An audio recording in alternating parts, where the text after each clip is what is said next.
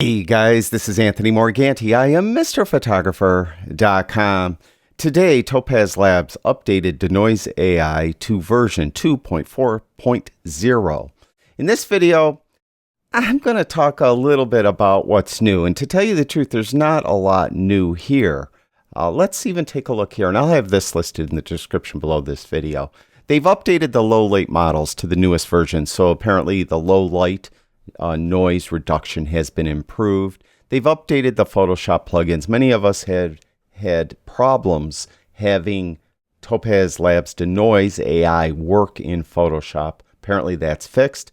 The main new thing is they added a lot of new support for new image file types.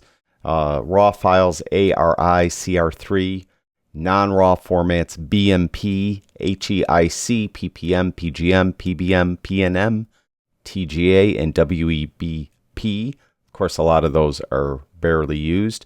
They've also added, and I'll show you this, estimated time remaining when you're saving your files, and so on. And I'll have, again, this all listed in the description below this video. The main reason, to tell you the truth, why I'm doing this video, though, is because they do have a big sale on it right now. And I know many of us are a bit tight on money, so I know many of you may want this product and you're waiting for it to be on sale. Well, it's on sale right now. It's $20 off. They also have a discount code where you could save another 15%. And I'll have, again, all that listed in the description below this video. And let's just demo it right now. I have this image here. It was shot at, I think, an ISO of 6,400. You can see in the top left-hand corner. And it's got a considerable amount of noise. And I'm in Lightroom. And again, you could use it. Those of you not familiar with Denoise AI, it works as a standalone application, or you could use it as a Lightroom plugin or as a Photoshop plugin. I'm just happen to be using it as a Lightroom plugin. I'm going to right click on the image, go down to Edit In, and then down to Topaz Denoise AI. Now, because it's a RAW file, even though if you use it as a standalone application, it will read RAW files fine. When you use it as a plugin, you have to send it over as a different file type.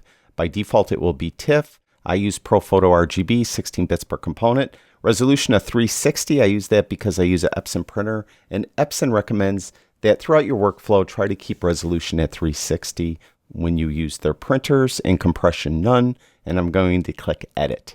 Now, in the top left-hand corner, you'll see a progress bar in Lightroom. Lightroom is creating this file with those specifics, and it's sending it over into Denoise AI.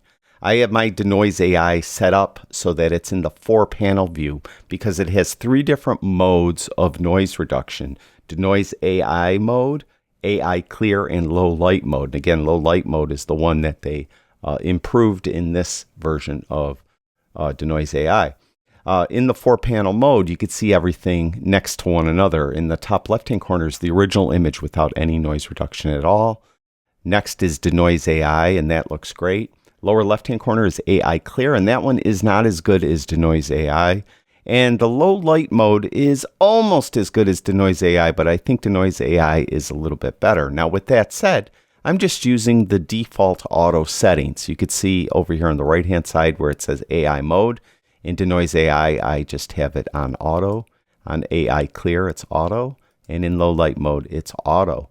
Now, if I wanted to try to get maybe a little more sharpness out of the Denoise AI mode, I could go down and maybe try to squeeze this to the right and see if I could get a little better, little more sharpness without reintroducing any noise. And I actually think I did. It does look really sharp. So I think I'm just going to end it right there. I'm going to go with the Denoise AI mode. And to make sure you're using that mode, just look around the name. You can see we have this box around Denoise AI, and it's the active one over here on the right-hand panel. That means when I click Apply down here in the lower right-hand panel, or lower right-hand side, that is the noise reduction I'm going with. So I'll click Apply. And for those of you new to the program too, and I do have videos on this, there is masking available. So if you just want to apply the noise reduction to a specific part of the image, you could do that with masking. But I'm going to apply it to the entire image and click on Apply.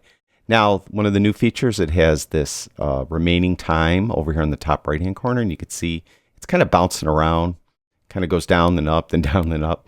but it gives you an idea of maybe how much longer you have to go for it to actually remove the noise in this image.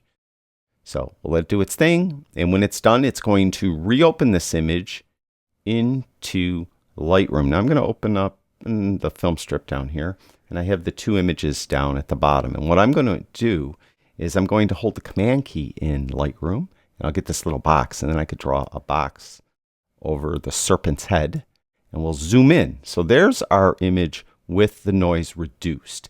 I'm going to go up to View, and I'm going to lock the zoom position. So when I click on the next image, you could see there's the image with the noise. So you could see it did a great job. I said probably every video I've ever done on Denoise, I always say it's my favorite plugin, period. Of any plugin in the world, it's my favorite. I use it all the time. And you can see there's before and there's after. There's before and there's after. And there's my image. Now I could continue. If I want to make it even sharper, I could go to the Detail tab and turn up sharpening there. And again, we could zoom in. There's the after and there's the before.